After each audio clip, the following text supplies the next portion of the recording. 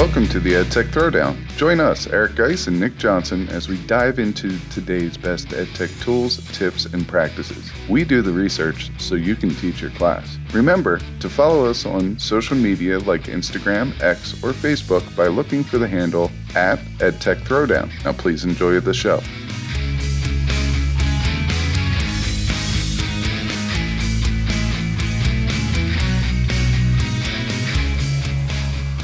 Welcome to the EdTech Throwdown. This is episode 190 called Stump the Edtech Guru. In this episode, we'll try and stump each other with some of the toughest EdTech challenges we could think of. Each guru will have to come up with a solution on the spot. This is another episode you don't want to miss. Check it out.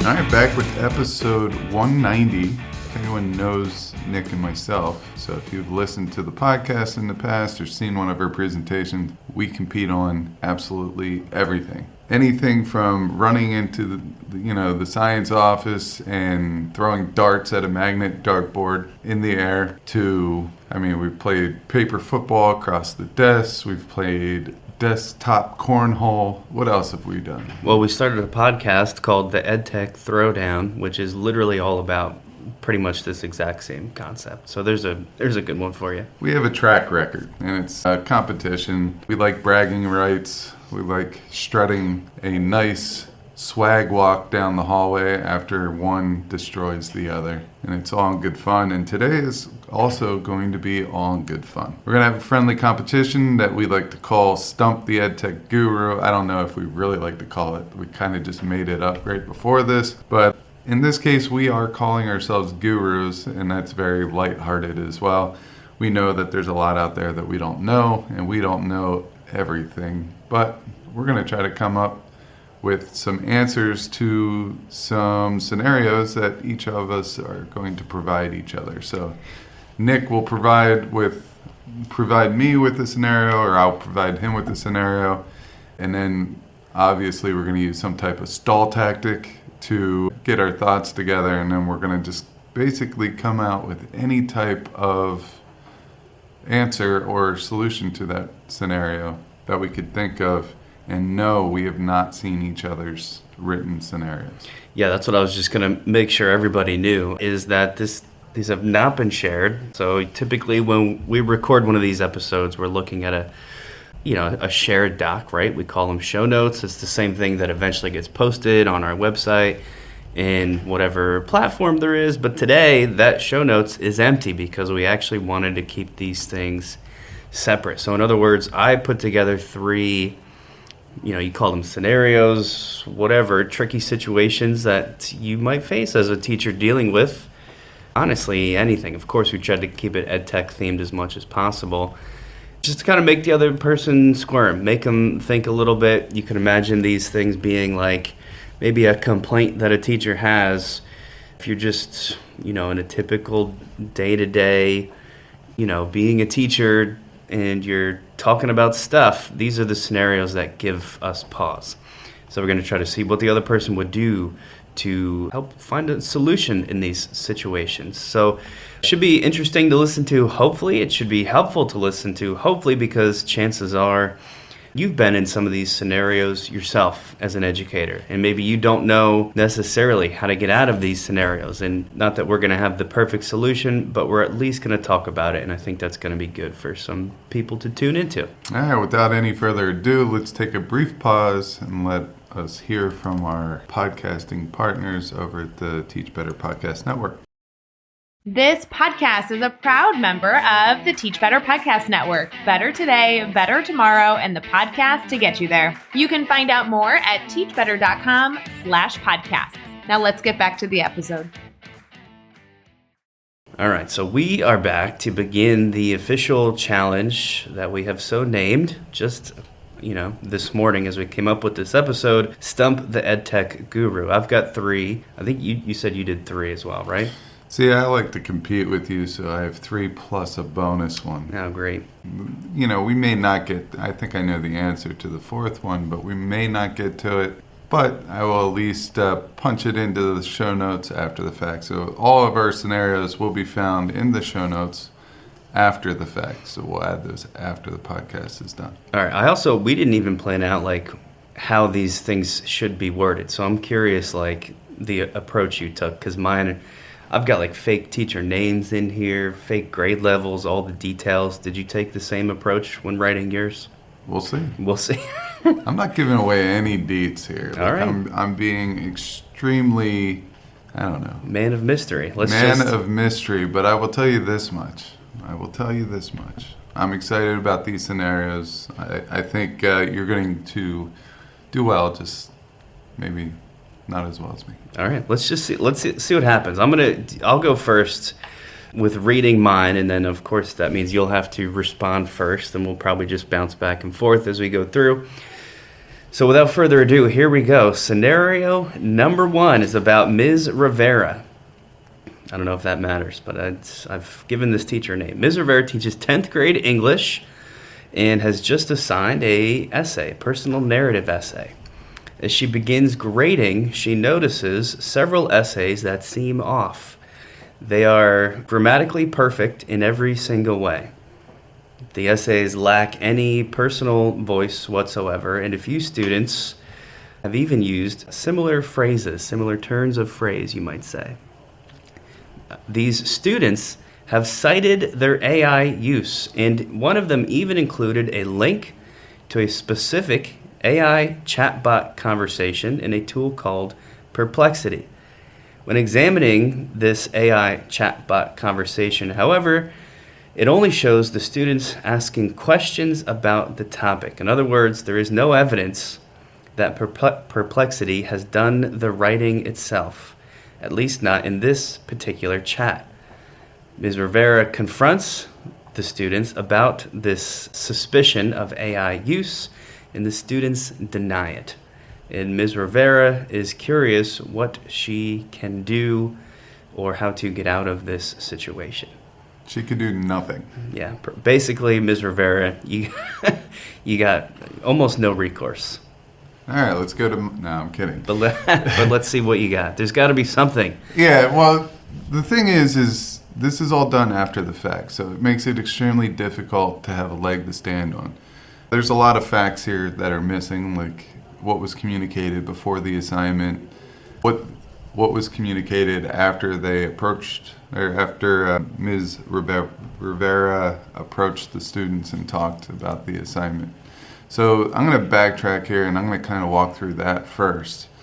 And then I'm going to give like a scenario of what to do from here on future assignments. So backtrack, the communication about the use of AI must be very specific, it must be clear, and it must be posted on the assignment, on your website, on the syllabus, whatever it may be.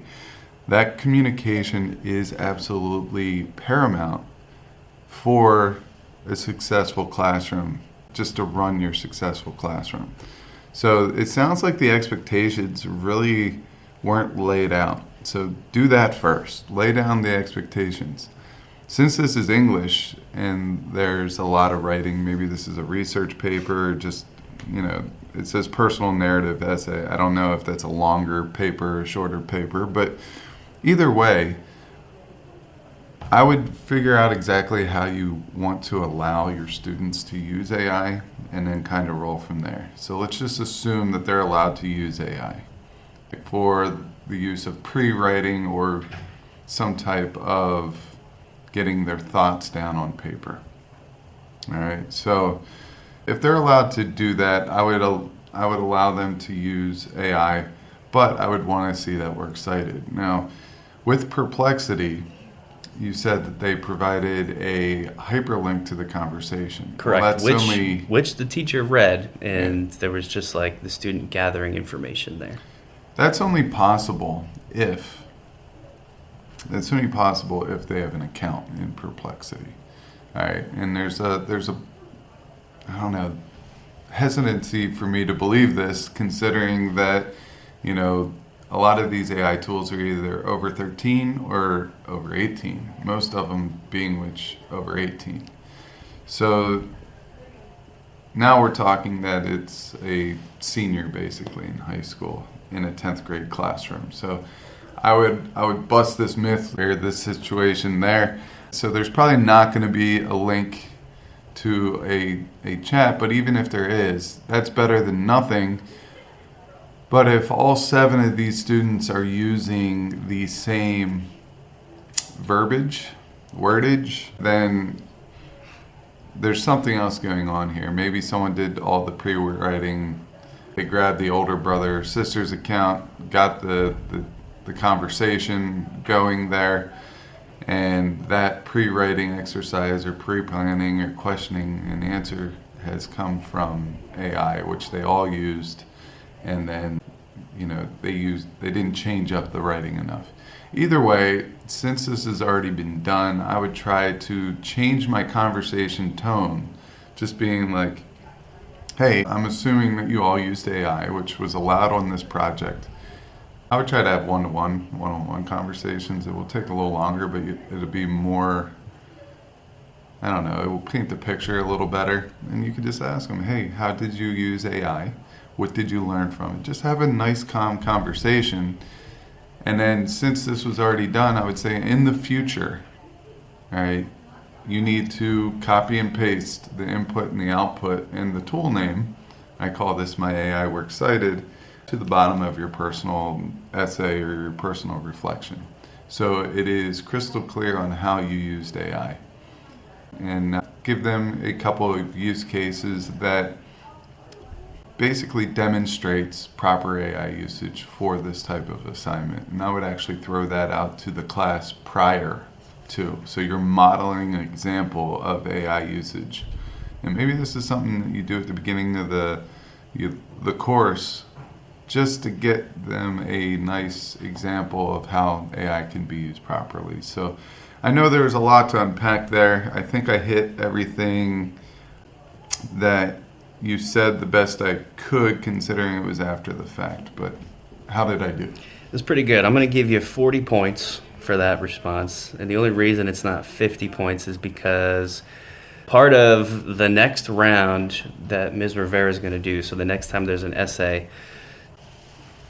she also needs to require that the students work in a specific platform like Google Docs so that she can see the writing process as like one more way to make sure that they did it themselves, which we've talked about a lot, and it's kind of the only thing that she can do moving forward is make like the next round better. Also now these students are aware that Ms. Rivera can spot the AI, so I think they're becoming less likely to do this again. And she's always got, if this continues to be a problem, always has the repercussion of, you got to redo this essay, in person in front of me, like right now, maybe over a lunch detention or something. Nobody's in trouble because there's no proof here, but that's what we're going to do. So not a bad response. Pretty good on the fly, my friend. I like what you said. So you gave me a 40 out of 30, so I'm doing pretty well. Yeah, it's not bad. All right, I'm going to go with mine. Now, yours is very descriptive. Right. See, I didn't want to do that to you because that's harder.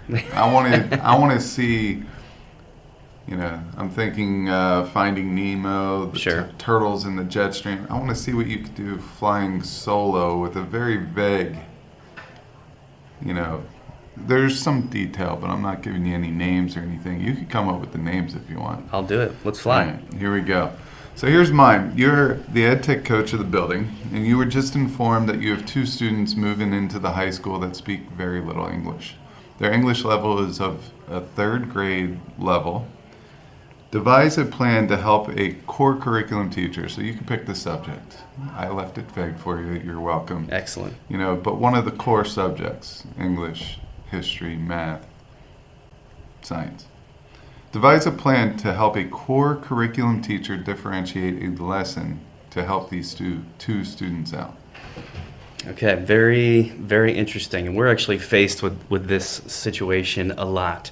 Students in all kinds of different languages and backgrounds, and it's one of those things that teachers always struggle with. I have 2 solutions for this teacher. Solution number 1 comes from one of our favorite new-ish tools called Google Notebook LM. And I'm bringing it up because just recently, so we're recording this in early May 2025. So for us, at the time of the recording, just recently, Google Notebook LM now has available to it like 50 different languages, which was one of the big hangups for LM in the past. Now is a huge benefit to using this tool. Why is that helpful? Because as the teacher who is trying to develop this lesson, does this say what language the student speaks? I told you I left it vague. Okay, it's left up it to vague. you. Great. So that means it is definitely this student definitely speaks one of the 50 that LM can offer, right? So the teacher is going to take whatever resources they have, Google Docs, PDFs that all the other students are working on. The teacher is going to upload those as resources into Google Notebook LM, and the teacher simply only has to ask LM to do the work for it, but now in the language of choice. Let's say this is a German-speaking student. So the teacher's going to very easily be able to get access to all of those different things. Super helpful there. The only problem with LM is the output, because as of right now in May 2025, you get some really amazing text as a result of, or sort of generated by Notebook LM, some really amazing audio generated by Notebook LM, but to actually get that out into, let's just say, a formatted version that the students can use, not so great. You have to do a lot of that formatting yourself, which is time consuming, and time is what this teacher does not have. So I'm going to give the teacher a second option on top of Notebook LM, and that is, of course, Diffit, because with Diffit, the teacher can kind of do the same thing, right? Put in a resource. Diffit, you can use text, you can use a simple like topic prompt, you can pull in, maybe there's a book they're reading if this was an English teacher. You know, Diffit has books on like entire texts of books that it can generate resources from.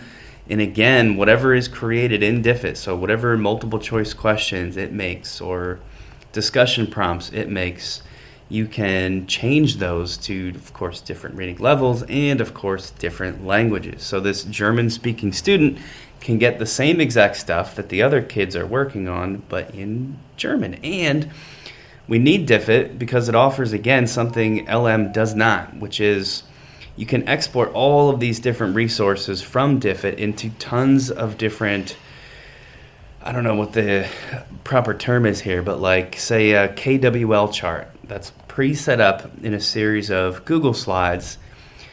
Diffit can export its resources into that, like ready to use, formatted in the slide deck. There's no copy pasting from you.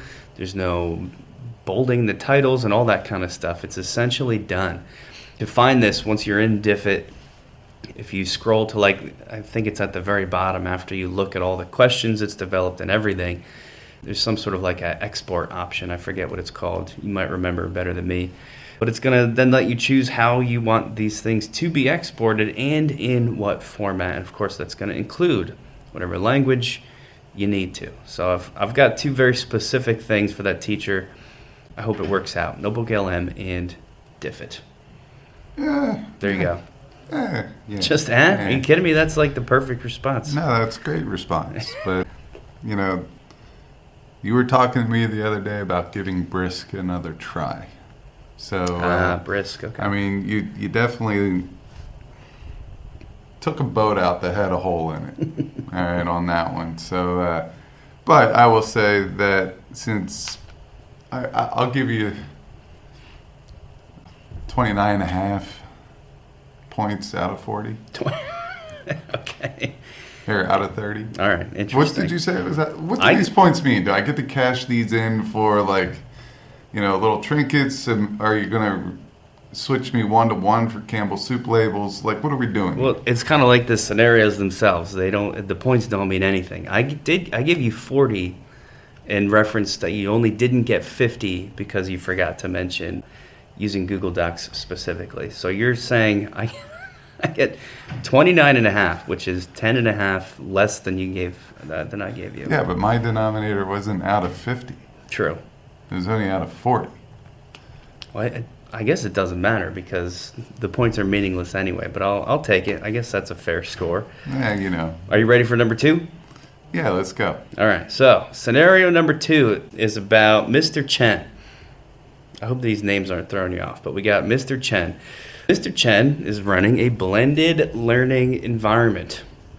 Notice, blended learning is left vague. For his 8th grade social studies class, he's trying to build engagement with online discussion boards. That's one of the trickiest things we come across here, is how to do that safely with a platform that is available and free. I should probably stop talking. Let me just read the scenario. Online discussion boards through Google Classroom and Flip. He posts thoughtful prompts, but most students either don't respond, copy each other's responses, or leave low-effort replies like, I agree. We've seen this ourselves, my friend, in a class we co-teach together, often where we're trying to get students to do peer feedback and whatnot. He knows these kids have opinions. They just don't seem to bring them into the digital space. Mr. Chen is wondering, is it the prompt? Is it the platform? Is it this digital culture in general? Maybe his kids just don't care, and they are a lost cause in his social studies class. That's it. What do you think? Oh man, there's so many things. I think right now I'm struggling with you because one, you have conflicting tools here. One's a Microsoft, one's a Google. Right. The likelihood of a school having both of those is not likely. I know there's some out there. I think Brian Carpenter's district might be that way. We talked about that before. Maybe he just switched from Google to Microsoft. But I think Chen's grasping at straws. He's all over the place. Google's not working. Microsoft Flip's not working. He doesn't know what to do. He is all over the place. But I like Mr. Chen, and we're going to get along just fine. All right. So I love these silent discussion boards because it makes the classroom very, very quiet, but it also allows you to have a chance to go around and see what people are thinking. A teacher, if they had a program where there's one called Class Monitor, I believe. That's one. We used to have one way back in the day. Do you remember the name of that? Class View, was it? I think School View. School View? VUE. There's been a couple too. We've had several. You can just look at the student screen, but here's the thing, you don't really need it because you can get like a Padlet sandbox, let them write in there. You could see who's writing. You could get Canva as a platform, and each kid gets a slide. They could doctor it up. You could use Google Slides if you want to stay in there, and you can doctor all those things up. But the EdTech tool really is not the problem here, I don't believe. I think the problem is the assignment, and that's on the teacher, Mr. Chen. What we need to do is we need to sit down, we need to show him that, you need to ask questions in ways that students can't give the yes or no answer. So and there's several different ways of doing this, but I'm going to give 2 examples here. One is a meal plan writing. So MEAL stands for Main Idea, Evidence, Analysis, and Linkage. So if you do that and you ask the students a question, they have to basically give the main idea, that's their answer, the main idea of it. They have to provide evidence behind that supports the main idea. They have to do analysis of that evidence, and then they have to link the evidence and the analysis back to the main idea. So if they could do that, that's a pretty thought out process. That is one way around it. If you're in science, which I believe you said I was in social studies, or yeah. Did you not say? I did say this is social studies. I might use a claims evidence reasoning format here where the question is presented by Mr. Chen, and then the claim is the answer to the question, and then the students have to provide evidence that supports their claim and reasoning why the evidence supports the claim. Now here's the great thing about it. The student could be absolutely wrong, but if the process is good, you still reward the student. For example, if you were talking Civil War battles, let's just say Pickett's Charge, or pick any battle, and the opposition, if the question was, why did the Confederates win this battle in the Battle of Gettysburg? Well, the answer could be they won it because their tactics were better. Right?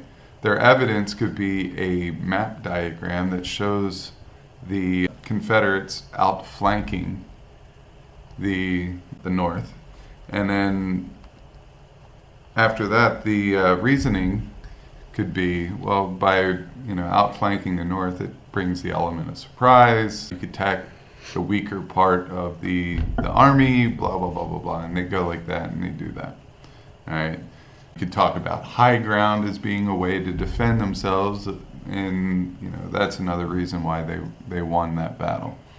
So there's a lot of these different scenarios here that can play out. You can use many different EdTech tools, and I named Padlet Sandbox, I named Canva, Wakelet is another one that comes to mind. Those are all great EdTech tools, but really you could do this on a Google Doc even if you wanted to. Anything where they can collaborate at the same time. So now, one more thing. Yeah, sure. Now, like I said, meal plan and CERs, those are just two different mechanisms. There are plenty more out there. So I know that you can easily come in and say, oh, you could have used hippopotamus, hippo for short, and tell me what hippo means, which I don't know. I just came up with it because, frankly, I wanted to say hippopotamus on a podcast, and I did that. So we'll check that off the bucket list. But yeah, that's where I'm going. Okay, it's a great response, and I think you hit it on the head at the beginning, which is this is not a tech problem. This is a teacher front-loading problem. I don't know, as far as points go, you gave me 29.5. I'll give you 28.5 for this, just to undercut my score a little bit, because the real thing here, I think, I don't believe you at least directly mentioned, although all your stuff kind of gets at this too, is like exemplars and expectations, right? If you got kids saying, I agree or I disagree, and that's it, I think all Mr. Chen's really got to do is let them know at the beginning that that's not okay. Maybe tie that into the grade. We don't know if there's any rubrics happening here, but he should probably have one. So he could say if the students are required to do 2 posts or 2 of their own and then 1 in response, give a minimum length, or say something like, credit will not be applied for anybody that just says, I agree, and just kind of make them a little more accountable for what they're saying. Might be the simplest, fastest thing for him to do. I'm going to agree to disagree. All right. See, in my classroom, I like to be positive. And all these kids are teenagers. So if you bring a whole bunch of don't do this, you have to do this, you have to do this, I feel like that's, I don't know. It's very opposite effect. They're going to tune me out right there. So if I just show them meal plan and just say, hey, a good response looks like this, and I leave it at that, I think it's doing your message while presenting my message. All right. Well said. You got some ideas there, Mr. Chen. Good luck. Good luck with with your tricky spot. That's definitely one of the tougher things you can try to deal with as a teacher. All right. So you ready for my second scenario? All right. Each year, awards/banquet season, you are approached with helping make certificates, posters, etc. from the same people in the building. You do like doing these, but unfortunately this year you have a lot of other side projects that were pushed on your plate, where you don't have time to get to everyone's needs. Develop a plan that will help you help them. Were you paying attention to what last week was like for me and what I was trying to deal with? Well, I paid attention from a distance, right, because that, as far as the certificates go, you are the certificate guy. But I want to help you help them by thinking about ways, because oftentimes you're asked by these same people. Now, we love these people. These are our coworkers, and they work extremely hard, and we will help them every single year without a problem. But I was thinking maybe if you provided them templates or something, I don't want to give you all the answers, but I was thinking maybe if there's a way that you could develop a plan that will allow them to streamline this process a little bit. You could still help them, but you're getting more of the information up front, so the back and forth is eliminated, because I know I saw you scrambling back and forth and having conversations to get more information. All right, I'm ready. I have a bunch of responses to this, just because this is something we deal with a lot. So first and foremost, the end of the school year is exactly like you described. It's awards season, it's project season, so this kind of stuff can hit hard. Certificates, making posters, printing posters, and everybody's trying to scramble to get all that stuff done. How do you do it? One of the main ways is to try to almost triage, like, who needs what? And these fall into some categories, which I can easily toss out at least 2 categories to take care of some problems. Category 1 is the teachers who want posters printed for students in their class. And this one has a nice solution, because the answer to most of these is no. There's too many students. We cannot print posters for individual students. It's too expensive. There's no time. But then you follow up the no with, I have a solution for you, which is you can print your own posters for your own students, or you can have them print their own posters without using like the large poster print, and reminding them that the school copiers more than likely have the ability to work with paper that is larger than normal. We find that a lot of teachers don't know that this is even an option, to go beyond that typical 8.5 by 11 piece of paper. I think one of ours at our school can actually print on 11 by 17 paper, which if you've never seen it before, I wouldn't call it poster paper, but it's pretty legit, and it's going to feel more poster-like. And if the idea, a lot of the times the teachers want to hang these up around the room and display them, it's going to give more of that postery feel. And this is a great solution, because it just takes it out of my hands immediately. Or if you're the one dealing with this, now it's no longer on your plate. The teacher's happy because they can just do it themselves, or whatever that may be. So that's solution number 1. Solution number 2 is knowing that a lot of the design tools that you might use for something like certificates. So this is also like, category 2 of thing that this teacher might be getting asked. You got your classroom posters. Now you got your bulk or batch certificates, right? There's a lot of ways, with at least the one I know is in Canva, and I'm assuming you could replicate this. Let's say Adobe Express is what you're working with, but like what is it called? Bulk import? Bulk create. I'm just going to you for the -5. -5 because I didn't know what it's called. That's fair. But in bulk create, you just have one design, one template, and I believe if you have all the names in a spreadsheet or a CSV, you can look up these specific directions. Maybe we'll link that in the show notes. All you do is upload the CSV file, and it automatically autofills that into whatever text box you select in your Canva design. So, more offloading of my responsibilities. The person can choose their own Canva template. You design only one thing, which is the directions, right? The one-pager directions on how to use Canva Bulk Create. And the whoever's asking for this help can do it themselves. Or maybe you help them through it the first time, with the expectation that next year they will now have this skill so they can do it themselves. You got to think about a lot of this stuff, as strange as it may seem, as educating other people so that you almost don't have a job anymore, right? Because ideally people should get better and better at the tech over time so that you are not even needed. Obviously that's never going to happen, because there's always going to be new problems that's got to be solved, but that's how you're thinking about it, training people.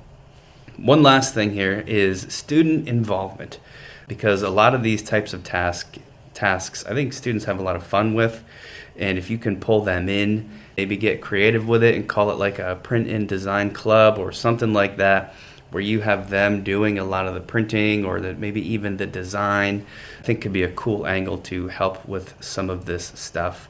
So we'll just add that in as like icing on the cake. But I think those first two are two of the big ones to get me, and I keep saying me because I was just trying to deal with this last week, or to get any teacher out of this tricky situation. So there you go. What do you think? Well, I think you answered most of it. I mean, the very vague, but one part that was specific was awards and banquets. So you got a little off track with the individual posters per class and stuff like that, but I was glad that you brought it up. Right.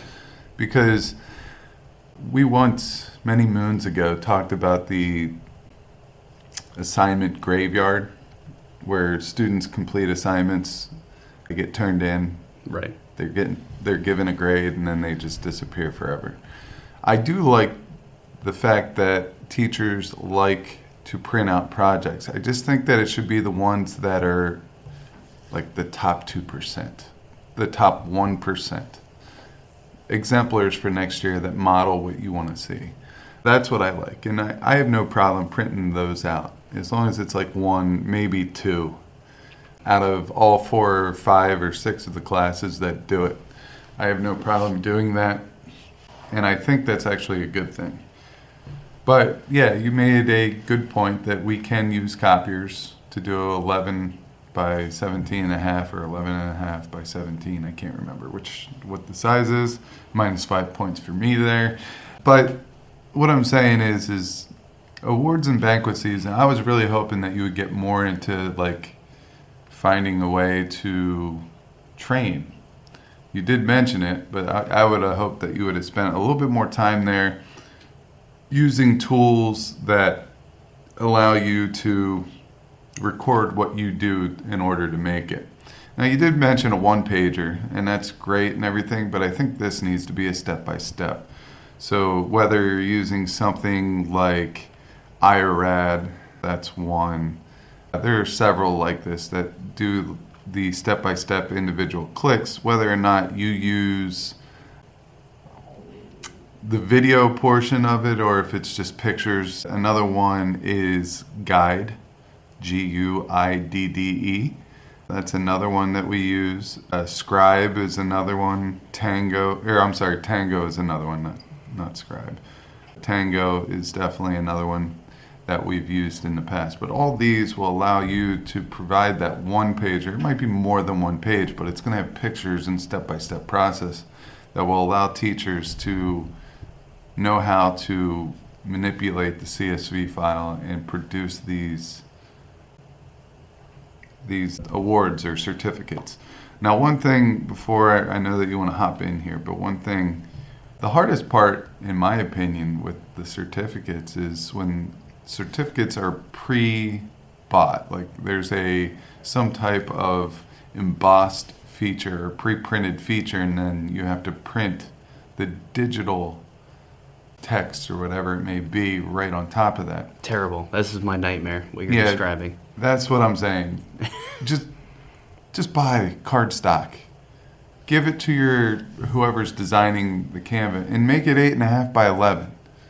Let's stop making all the guesswork. The reason why these certificates are different sizes, and it's not just certificate size, a standard certificate size, is because it brings these companies back into play. They monopolize the printing because they know the secret sauce for the formula.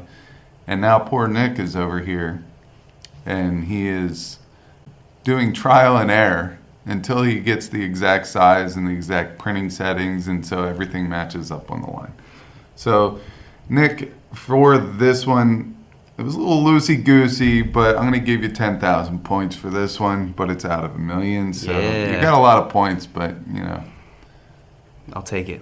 There you go. 10,000 I'm happy with. One more thing I thought of. Going along with training is you got to make sure if you're the type of person who's in this role, just a clear-cut set of guidelines for essentially what you need from people. Because we'll get a lot of stuff from people that's like, hi, I need to print 32 of these posters, and then they send you a folder with like PNG files and PDFs and some text, and it's just a mess. I think we put together like a canned email response of people that need printing.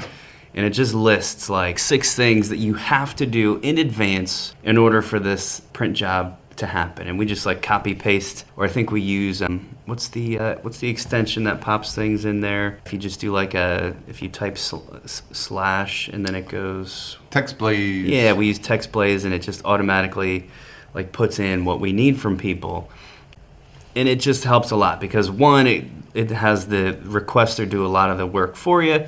And then, 2, sometimes when you hit people with that, they realize that they're doing so much of the prep themselves, they end up just printing it themselves or taking one of your solutions for how to print it themselves. And a lot of times it doesn't even go past that, which is super nice and gets a lot of work off the table. Okay, so I got 10,000 points. That's great. Let's wrap it up for each of our final scenarios. This one is for you. This is about Ms. Daughtry, a veteran science teacher. So Daughtry's been around for a while. She's usually open to new ideas, but lately her school has adopted a slew of new EdTech platforms. We have a new LMS for poor old Ms. Daughtry, new AI feedback tools, quiz generators, and gamification platforms, a new parent communication app that she is required to use, all with different logins, learning curves, etc. She claims to also be receiving multiple emails per week, and that's in quotes because that's directly from Daughtry. Multiple emails per week. I can't verify that. She might be exaggerating due to her overwhelmed nature. Multiple emails per week from various admins and coaches touting even more EdTech options. Her students are confused, parents are overwhelmed, and she's spending more time managing tech than teaching content.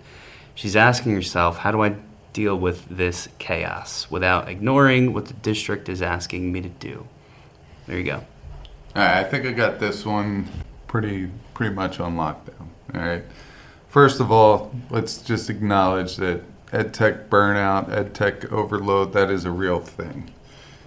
We do this a lot, but Nick and I, we start every presentation off with the EdTech silver bullet, and we know that EdTech is not the all-be-all. We know that a good teacher will always be a good teacher, whether they use tech or not, but hopefully they can use EdTech to enhance a lesson or to improve the student experience, whether it's engagement or learning.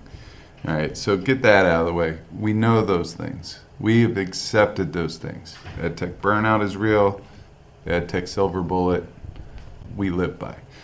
All right, I can sympathize with Ms. Daughtry. Especially a veteran teacher, been around. A lot of times veteran teachers get demotivated by seeing multiple changes. I know in my first 7 years, I think we went through 3 different LMSs within those 7 years before we landed on the one that we landed on for the last 13 years. Yeah, it's true. It was a lot. All right, so I know that and I understand that. But what I would recommend here is go with what you know, keep it simple, or what is it, KISS, keep it simple, stupid? Yeah, that's the one. Yeah, I would do that. All right, with a lot of these LMSs, especially nowadays, there's multiple ways of bringing in lessons to that LMS. All right, so it doesn't mean that you can't use something else. You will just have to take the shared link and attach it to the LMS. So when you think about KISS, keep it simple, stupid, you should really think about what are 1 or 2 tools that can do what you need to meet 90 to 95% of your needs. So for me, I immediately go to things like Canva. So that one, I could probably run a whole course, and we have run a whole course just on Canva.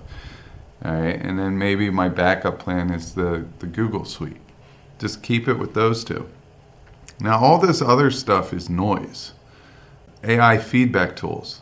Yeah, if you want to give feedback and you want to learn that tool, maybe that's your first focus beyond what you know. But you're going to have to prioritize between the feedback tools, the quiz generators, and obviously you'll need to know the parent communication app. That's going to be a district requirement. So I would probably focus my time on that and then go back to these one-off tools that will allow to get some type of functionality, because you don't need them. You haven't had them in the past, and you were successful and you were a good teacher. So don't worry about that. The district wants you to communicate with parents. We used to do it email. I'm telling you right now, if a parent got an email once a week saying what they did, here's the upcoming stuff, they would be tickled silly. But if they want to throw it into a new parent communication app, write it in your Gmail or whatever your email service is first, and just copy and paste it into the app. It's not going to be that more complex than that. You don't need to use that parent communication app for all the bells and whistles. For example, a lot of those parent communication apps allows you to upload pictures. Well, guess what? You could easily put it in a Dropbox link, if that's what you used before, in that email that you copied and pasted over. Or you could put it in a Google Drive or whatever it may be. Maybe you could just copy and paste it in. It's going to hold that format. So just keep it simple. All right, so how do you streamline this chaos without ignoring district expectations and shortchanging students? Here's the thing. What the district cares about are happy students, successful students, students who are learning, and parents that are happy, meaning parents that are not reaching out to the district saying that this teacher isn't doing this, this, and this. So the things that you need to check off, just do it in the most simple form possible.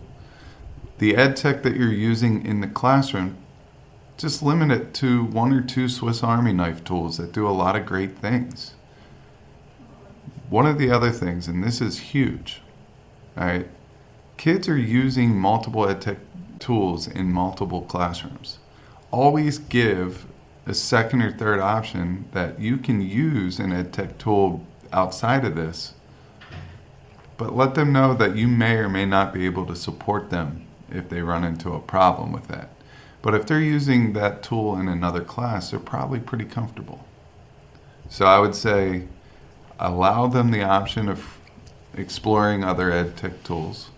And that's also, by you allowing them to do that, you're going to be exposed to that tool and whatever product that they produce, because they're using that tool, which might help you narrow down what tool you might want to investigate next. But keep it simple. You're a great teacher prior to all these EdTech tools being thrown at you. Just go with what you know at first and slowly build your repertoire. Hide the rest. All those communications, newsletters with all those extra EdTech tools, put them into a folder. Check them out when you want to. And that's my answer. It's a good one. I'm glad you brought up the presentation that we do, because we might share at a conference like 12 to, as much as 20 different EdTech tools and tips all within an hour. And that can, if you're a good teacher who cares, which most of us are, can feel a lot of pressure in that. Like, oh my God, look at all these tools I need to be using. And I think what we're describing here with Daughtry is like kind of the same thing. She's just feeling the pressure that she should be doing all this stuff to keep up with the times or to connect with her students, and the main message there, which I think you hit nicely.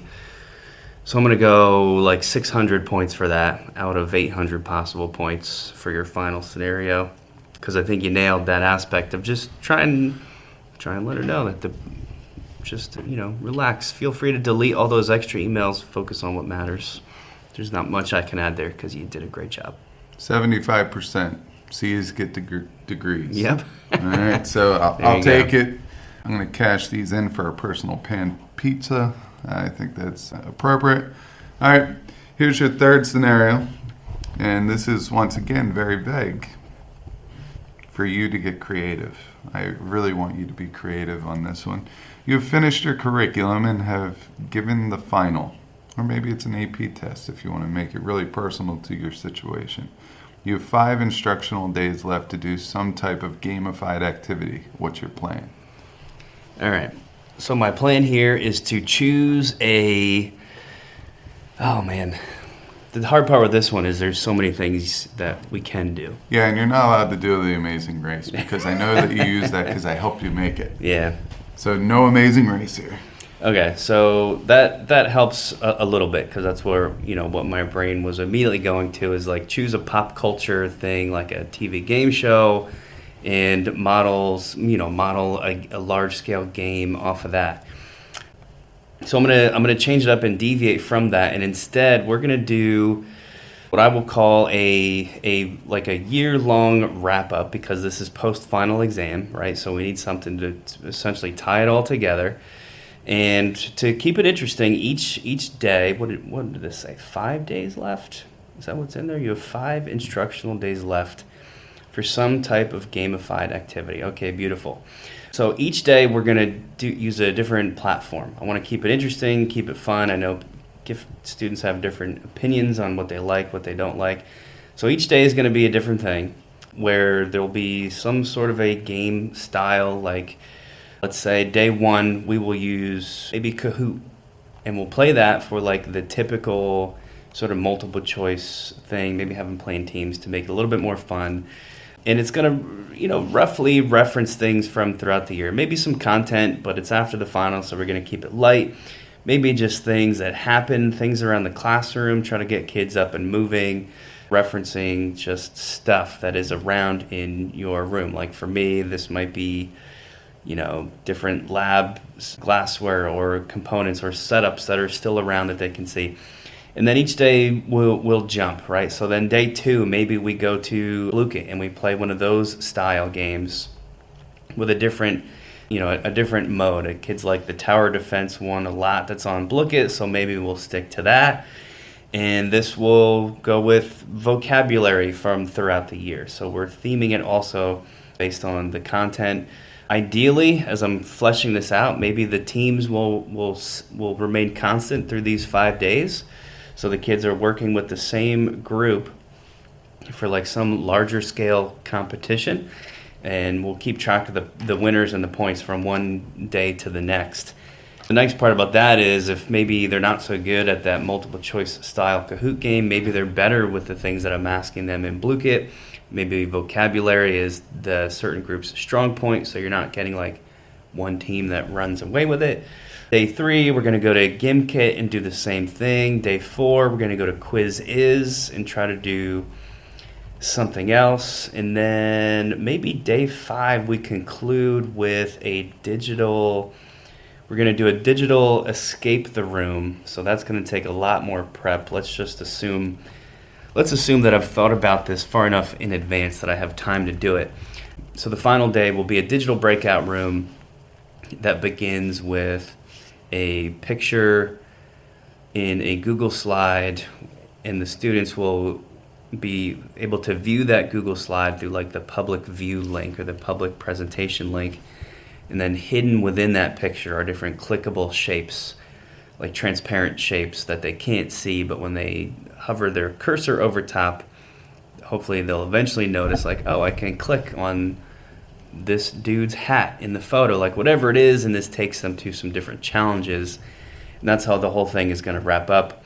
That final day will be worth more points than all the rest of the days combined. So when you're on that final day, it is still anybody's game, so that no teams officially get left out and feel hopeless, because you want to keep them all participating.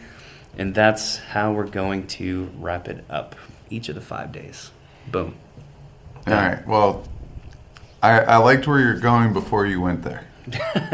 Wait, the escape the room part? No, the whole thing. Okay. All right. You said something about pop culture. Right. I think even though I limited you from doing The Amazing Race because I know you've already done it, I do like the idea of using pop culture in the class. And one of my kids' summer counselors kind of did something similar to this the last 2 days of their summer camp last year, where they made catapults or slingshots. I can't remember what it was, but something along those lines. And they did this scavenger hunt of questions. So they had to go around, find all these questions. If they pulled the right answer, that gave them one shot. And then two different teams. I think they had 4 different teams because they played 2 rounds of this, but let's just stick with the 2 different teams. What they would do is they were each given the same amount of blocks and whatever it may be, they were given the same things and they had to make a defense.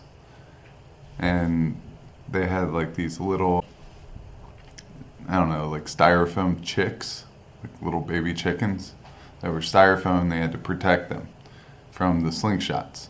So what they did is they got the number of shots by getting the number of questions correct.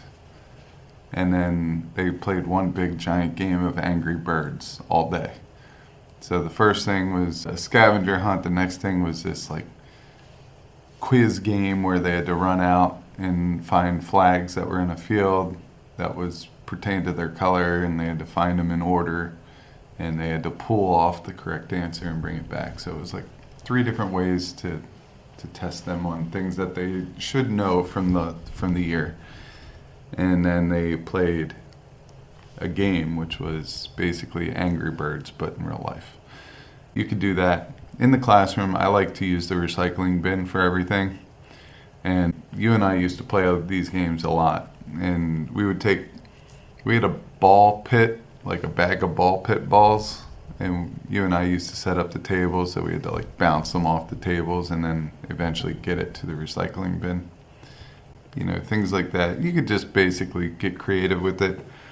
But I do like your quiz game. You could use the digital results, and you can make a big game on the outside of that, just like your Amazing Race. That's basically what you're doing there. So I do like all that. But I think once they take the final, and this is my own personal opinion, I think once they take the final, they did their job for the year. So you could get a little bit more loose with the content that you use for these games, and it could be more about team building and, you know, just having fun. So I'm going to give you 4 points out of 6.5 for this last one. All right. But I do have one more scenario for you, I believe. Right? Your bonus? Yeah, the bonus. Right, I don't know if you're going to be able to answer this Sure.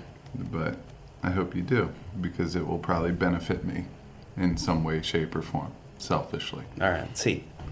All right. You are an EdTech podcaster who does an EdTech Throwdown against your co-host. You lost the last 10 in a row. What do you do to make sure you don't lose the next one? Man, what do you do to make sure you don't lose? Is this talking about you?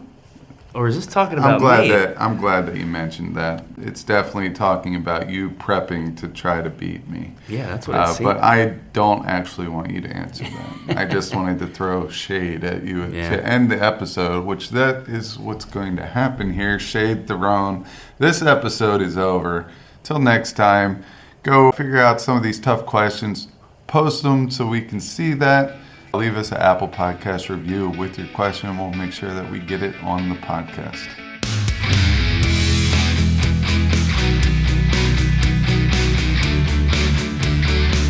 Thanks for listening to the EdTech Throwdown. Do us a couple of favors. Subscribe to our podcast on any major podcast catcher such as Apple, Spotify, Amazon Podcasts, and Stitcher. Go over to YouTube, search the EdTech Throwdown. Subscribe to the channel. You can connect with us on Twitter, Facebook, and Instagram. The show's handle is EdTech Throwdown. You can connect with Geis at GeisGotTech, Nick at NickGotTech. You can write us an Apple Podcast review. You can tell your friends about www.edtechthrowdown.com. And lastly, go over and check out our friends over at the Teach Better Podcast Network, a network that we are so proudly involved with. Until next time, remember, go try some EdTech, because we will do the research so you can teach your class.